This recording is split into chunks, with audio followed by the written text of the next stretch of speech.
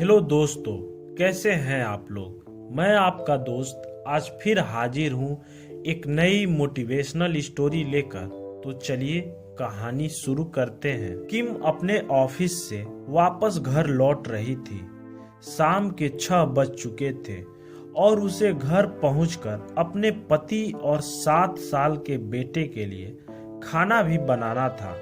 आमतौर पर रात 8 बजे तक खाना मेज पर लग जाता था, लेकिन उस दिन किम को ऑफिस से निकलने में काफी देर हो गई, जबकि ऑफिस का काम भी अभी पूरी तरह खत्म नहीं हुआ था। किम को रात में घर से ऑफिस का काम भी करके भेजना था।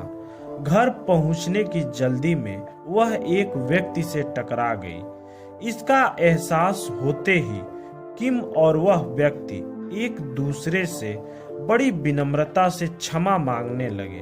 किम बोली, माफ कीजिएगा, मेरा ध्यान कहीं और था, शायद मैं देख नहीं पाई। वह व्यक्ति बोला, जी मैं भी आपको देख नहीं पाया, कोई बात नहीं। ऐसा कहकर दोनों अपने अपने रास्ते चल दिए। कुछ देर में किम घर पहुंची और पहुंचते ही किचन में घुस गई।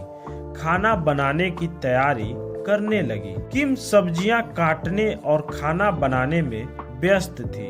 तभी उसका बेटा उसके पीछे आकर खड़ा हो गया। किम ने एक बार उसकी तरफ देखा, फिर काम करने लगी। बेटा चुपचाप अपनी माँ के खाली होने का वहीं पीछे चुपचाप खड़ा होकर इंतजार करने लगा। तभी किम पीछे पलटी और कोई सामान उठाने के लिए पीछे जाने लगी कि थोड़ा सा धक्का लग गया। किम अपने बेटे पर चिल्लाई, क्या है, तब से देख रही हूँ तुम पीछे खड़े हो, जाओ जाकर अपनी पढ़ाई करो। बेटा आंखों में आंसू लिए बिना कुछ बोले किचन से चला गया।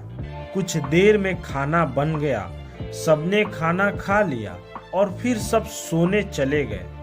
किम ने भी जल्दी जल्दी अपने ऑफिस का काम खत्म किया और फिर सोने के लिए लेट गई। लेटते ही किम को याद आया, जब उसका बेटा किचन में आया था तो उसके हाथ में कुछ था।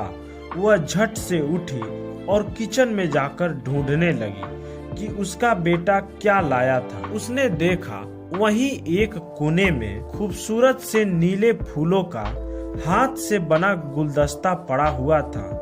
किम सोचने लगी, जब उस अनजान व्यक्ति से जरा सी ठोकर लग गई तो मैंने कितनी विनम्रता से उससे माफी मांगी, और जब मुझसे मेरे अपने बेटे को धक्का लगा तो मैंने माफी मांगने के बजाय उसको कितना डांटा, जबकि वह मेरे लिए अपने हाथों से मेरे मनपसंद की फूलों का गुलदस्ता बनाकर लाया था।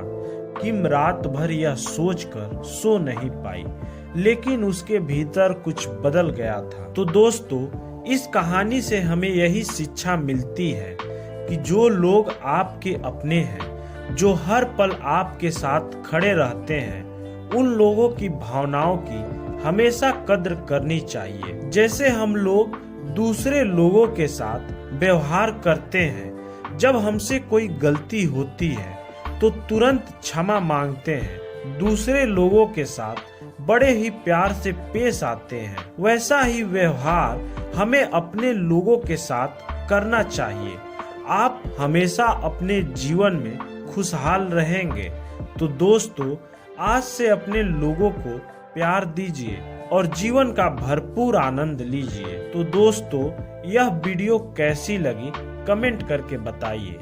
आप सभी लोगों को बहुत बहुत धन्यवाद।